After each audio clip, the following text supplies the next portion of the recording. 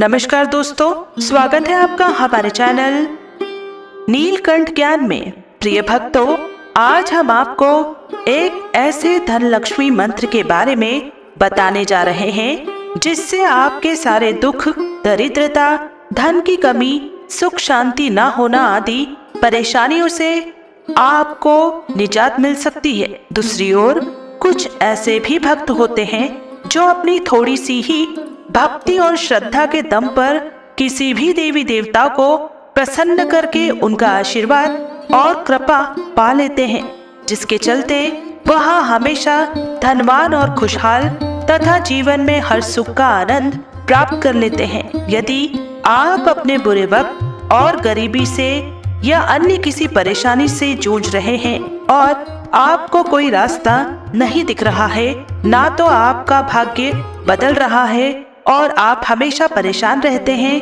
कर्ज बहुत ले लिया है और चुका नहीं पा रहे हो, तो यह वीडियो आपके लिए अमृत है, इसे अनदेखा ना करें। आज हम आपको माता लक्ष्मी का एक ऐसा मंत्र सुनाने जा रहे हैं। हिंदू धर्म शास्त्र में मान्यता है कि इस मंत्र के जाप व सुनने मात्र से ही कोई भी भक्त माता लक्ष्मी को प्रसन्न करके धन प्राप्ति, पुण्य प्राप्ति, आशीर्वाद प्राप्त कर सकता है और माता लक्ष्मी उन पर अपनी कृपा बरसाना शुरू कर देती हैं, जिसके द्वारा व्यक्ति अति शीघ्र ही धनवान बन जाता है और उसका अच्छा समय शुरू हो जाता है। तो चलिए भक्तों, माता लक्ष्मी को प्रसन्न करने के लिए और उनकी कृपा पाने के लिए आपको इस मंत्र को पूरा 108 बार जाप या श्रवण करना है। जैसे ही आप इस मंत्र का 108 बार जाप करेंगे, माता लक्ष्मी आप पर अपार कृपा दृष्टि बरसा देंगी और आपके सभी बिगड़ते हुए कार्य भी बनने लग जाएंगे। धन का ऐसा भंडार लगेगा कि जीवन भर भी समाप्त नहीं होगा। बस आपको इस मंत्र का 108 बार जाप करना है। यदि किसी कारणवश इस मंत्र का जाप करने में असमर्थ हैं, तो आप इस मंत्र को अपने मोबाइल फोन पर घर या दुकान पर चलाकर पूरा 108 बार जाप या श्रवण करें। साथ ही प्रिय भक्तों, आप माता लक्ष्मी का आशीर्वाद अपने ऊपर व अपने पूरे संपूर्ण परिवार पर पाना चाहते हैं, तो हमारे इस वीडियो को दिल से एक लाइक अवश्य करें और हमारे चैनल नीलकंठ ज्ञान को सब्सक्राइब करके कमेंट में जय माँ लक्ष्मी लिखना न भूलें, जिससे माता लक्ष्मी के चरणों में आपकी हाजिरी अवश्य ही लग जाएगी। तो प्रिय भक्तों, माता लक्ष्मी का महामंत्र इस प्रकार है।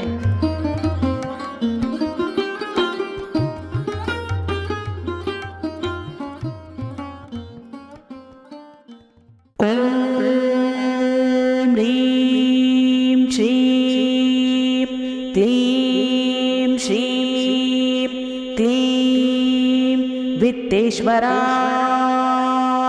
नमः। ओम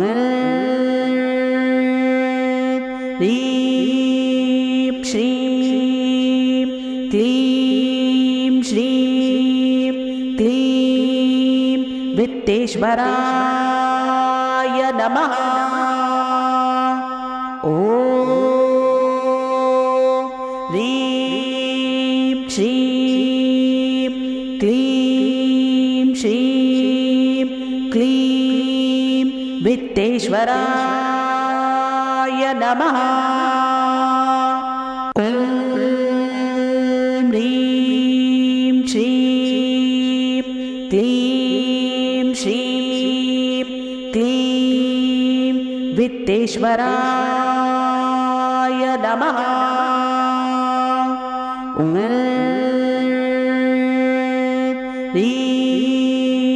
श्रीं क्लीं श्रीं क्लीं वित्तेश्वराय नमः। ओम ह्रीं श्रीं क्लीं श्रीं क्लीं वित्तेश्वराय नमः। ओम ह्रीं श्रीं क्लीं श्रीं क्लीं वित्तेश्वराय नमः। ॐ ह्रीं श्रीं क्लीं श्रीं क्लीं वित्तेश्वराय नमः। ॐ ह्रीं श्रीं क्लीं श्रीं क्लीं वित्तेश्वराय नमः। ॐ ह्रीं श्रीं क्लीं श्रीं क्लीं वित्तेश्वराय नमः। ॐ ह्रीं श्रीं क्लीं श्रीं क्लीं वित्तेश्वराय नमः। ॐ ह्रीं श्रीं क्लीं श्रीं क्लीं वित्तेश्वराय नमः। ॐ ह्रीं श्रीं क्लीं श्रीं क्लीं वित्तेश्वराय नमः। ॐ ह्रीं श्रीं क्लीं श्रीं क्लीं वित्तेश्वराय नमः। ॐ ह्रीं श्रीं क्लीं श्रीं क्लीं वित्तेश्वराय नमः। ॐ ह्रीं श्रीं क्लीं श्रीं क्लीं वित्तेश्वराय नमः। ॐ ह्रीं श्रीं क्लीं श्रीं क्लीं वित्तेश्वराय नमः। ॐ ह्रीं श्रीं क्लीं श्रीं क्लीं वित्तेश्वराय नमः। ॐ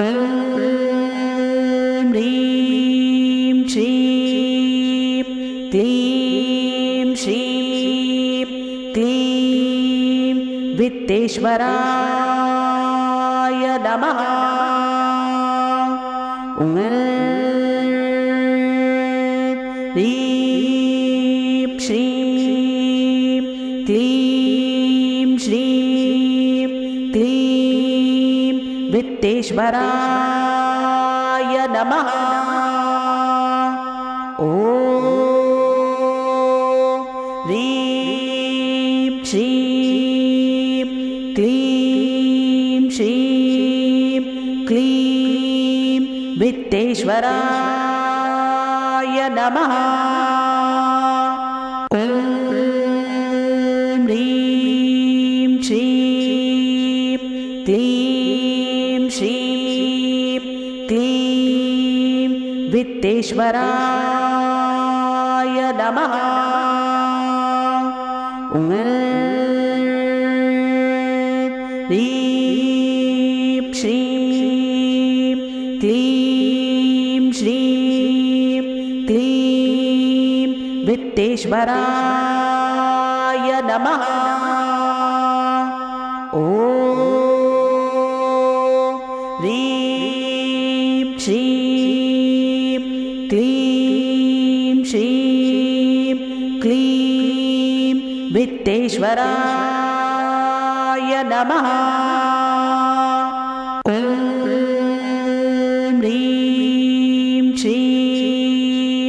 क्लीं श्रीं क्लीं वित्तेश्वराय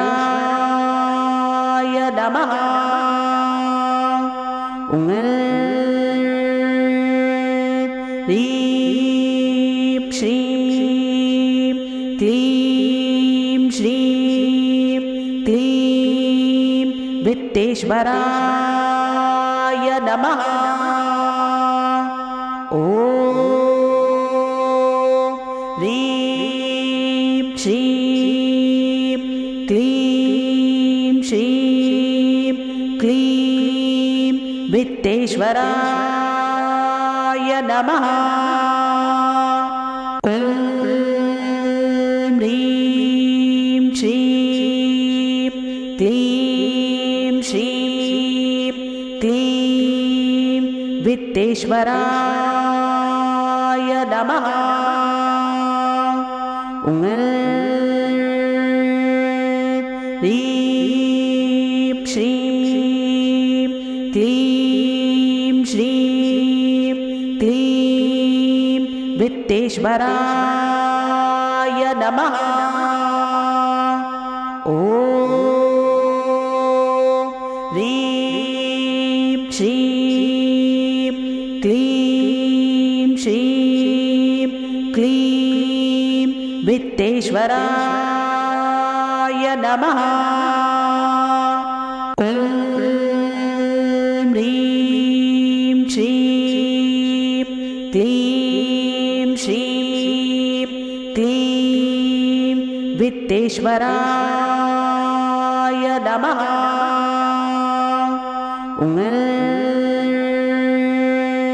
ह्रीं श्रीं क्लीं श्रीं क्लीं वित्तेश्वराय नमः। ॐ ह्रीं श्रीं क्लीं श्रीं क्लीं वित्तेश्वराय नमः। ॐ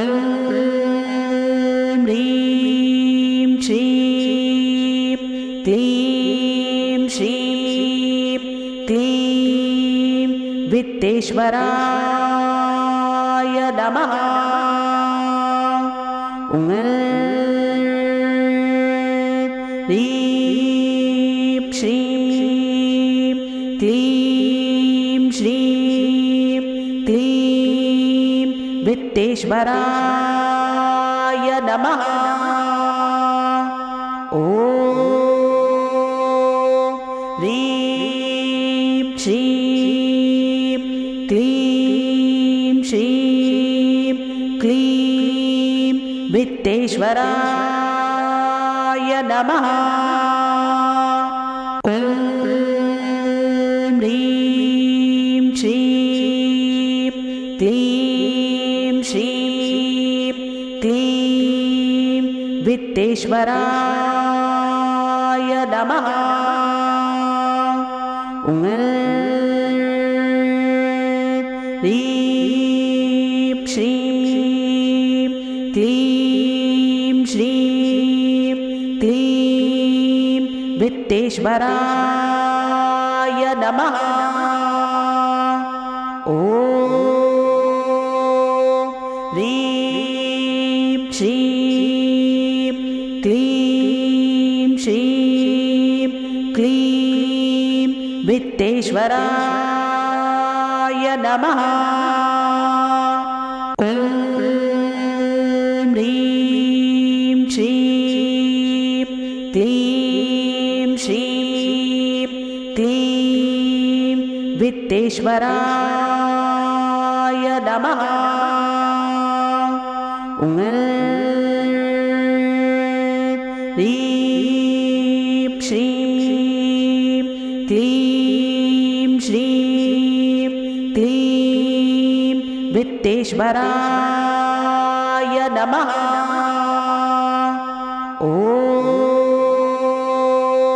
ह्रीं श्रीं क्लीं श्रीं क्लीं वित्तेश्वराय नमः। ॐ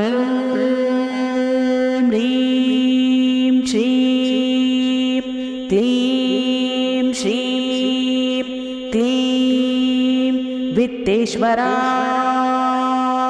नमः। ॐ ह्रीं श्रीं क्लीं श्रीं क्लीं वित्तेश्वराय नमः। ॐ ह्रीं श्रीं क्लीं श्रीं क्लीं वित्तेश्वराय नमः। ॐ ह्रीं श्रीं क्लीं श्रीं क्लीं वित्तेश्वराय नमः। ॐ ह्रीं श्रीं क्लीं श्रीं क्लीं वित्तेश्वराय नमः। ॐ ह्रीं श्रीं क्लीं श्रीं क्लीं वित्तेश्वराय नमः। ॐ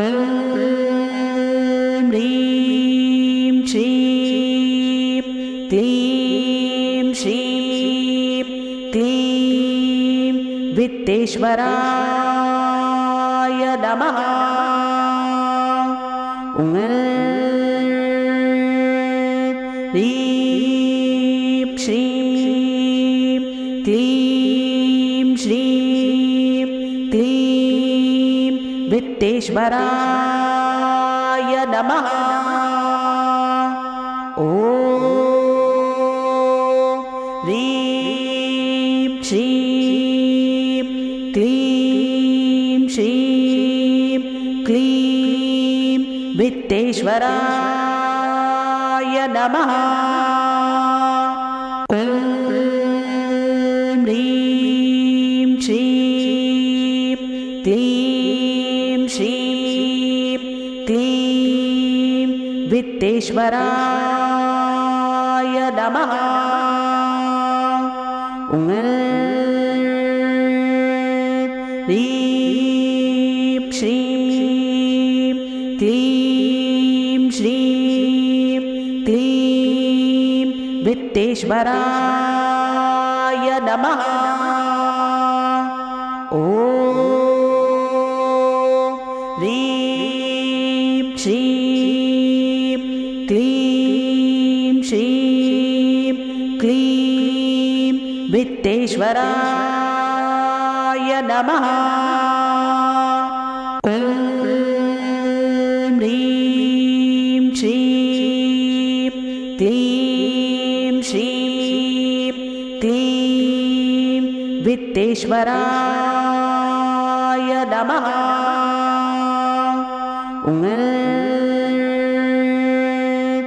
ॐ ह्रीं श्रीं क्लीं श्रीं क्लीं वित्तेश्वराय नमः। ॐ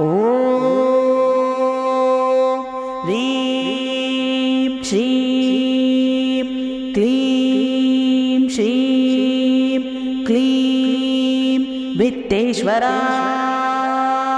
नमः। ॐ ह्रीं श्रीं क्लीं श्रीं क्लीं वित्तेश्वराय नमः। ॐ ह्रीं श्रीं क्लीं श्रीं क्लीं वित्तेश्वराय नमः।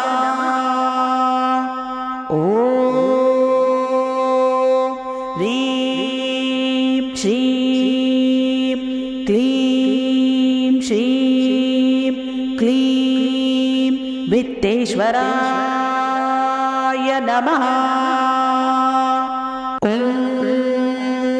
ह्रीं श्रीं क्लीं श्रीं क्लीं वित्तेश्वराय नमः। ॐ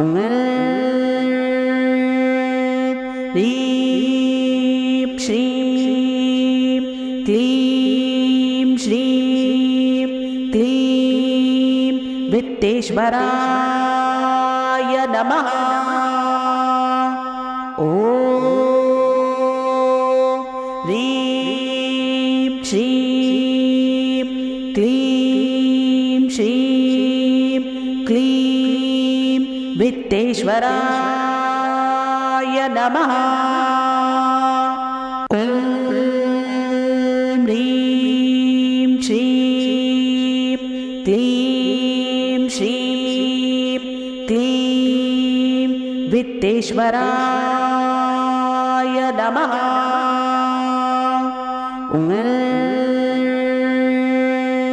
ह्रीं श्रीं क्लीं श्रीं क्लीं वित्तेश्वराय नमः। ॐ ह्रीं श्रीं क्लीं श्रीं क्लीं वित्तेश्वराय नमः। ॐ ह्रीं श्रीं क्लीं श्रीं क्लीं वित्तेश्वराय नमः। ॐ ह्रीं श्रीं क्लीं श्रीं क्लीं वित्तेश्वराय नमः। ॐ ह्रीं श्रीं क्लीं श्रीं क्लीं वित्तेश्वराय नमः। ॐ ह्रीं श्रीं क्लीं श्रीं क्लीं वित्तेश्वराय नमः। ॐ ह्रीं श्रीं क्लीं श्रीं क्लीं वित्तेश्वराय नमः। ॐ ह्रीं श्रीं क्लीं श्रीं क्लीं वित्तेश्वराय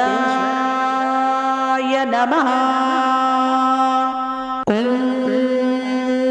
ह्रीं श्रीं क्लीं श्रीं क्लीं वित्तेश्वराय नमः।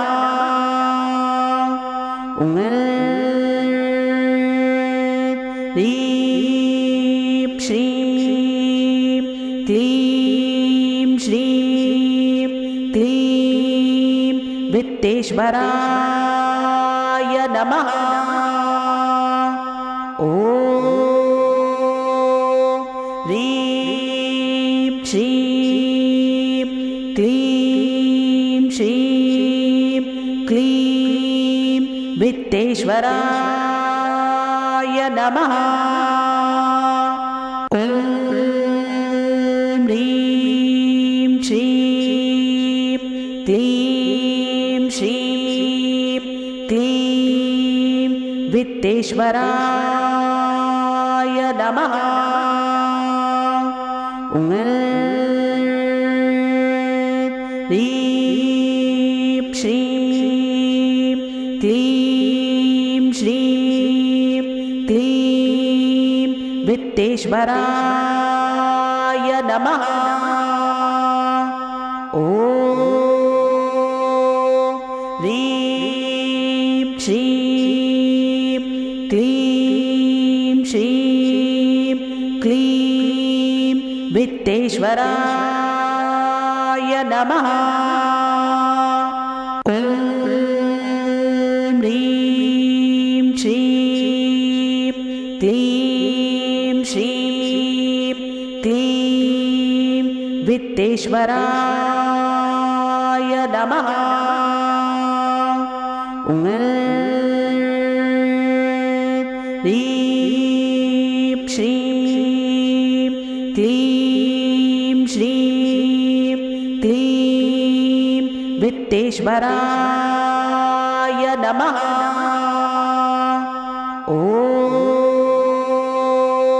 ह्रीं श्रीं क्लीं श्रीं क्लीं वित्तेश्वराय नमः।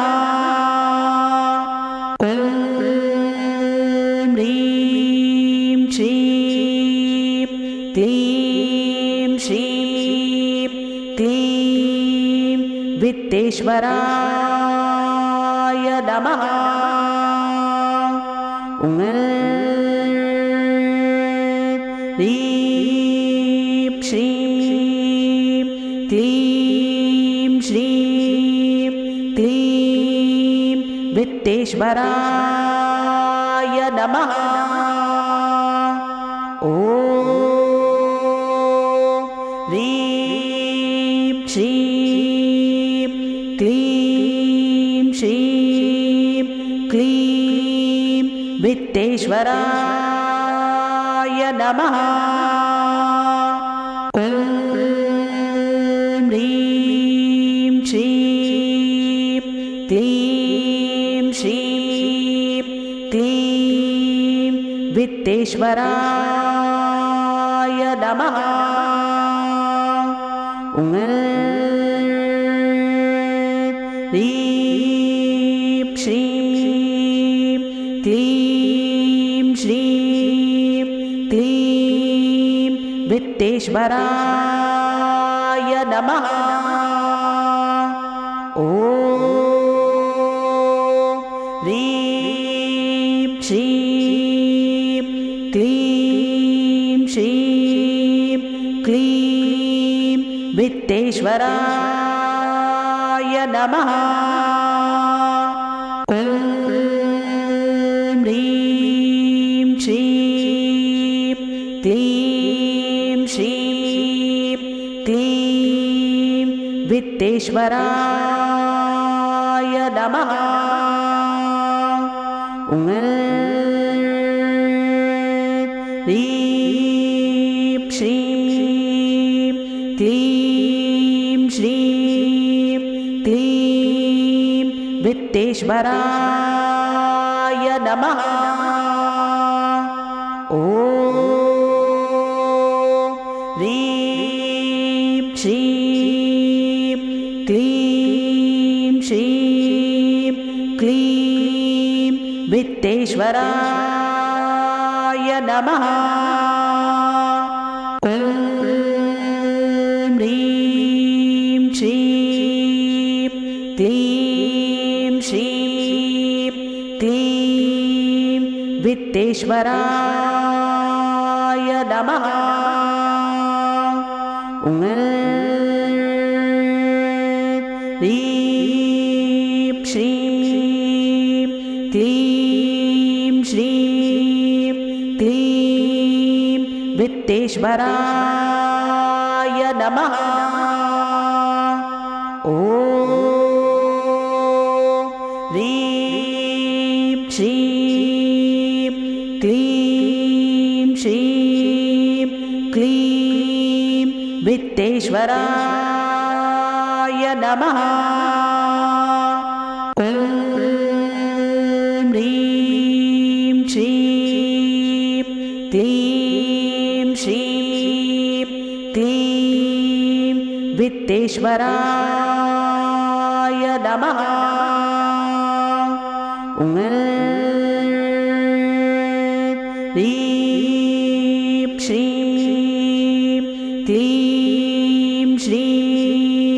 क्लीं वित्तेश्वराय नमः। ॐ ह्रीं श्रीं क्लीं श्रीं क्लीं वित्तेश्वराय नमः। ॐ ह्रीं श्रीं क्लीं श्रीं क्लीं वित्तेश्वराय नमः। ॐ ह्रीं श्रीं क्लीं श्रीं क्लीं वित्तेश्वराय नमः। ॐ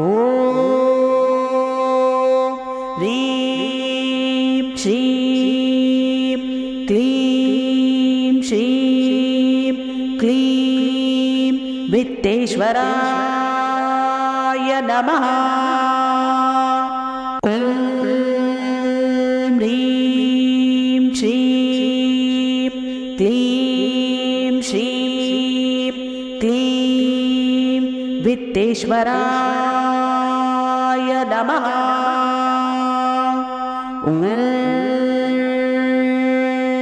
ह्रीं श्रीं क्लीं श्रीं क्लीं वित्तेश्वराय नमः। ॐ ह्रीं श्रीं क्लीं श्रीं क्लीं वित्तेश्वराय नमः।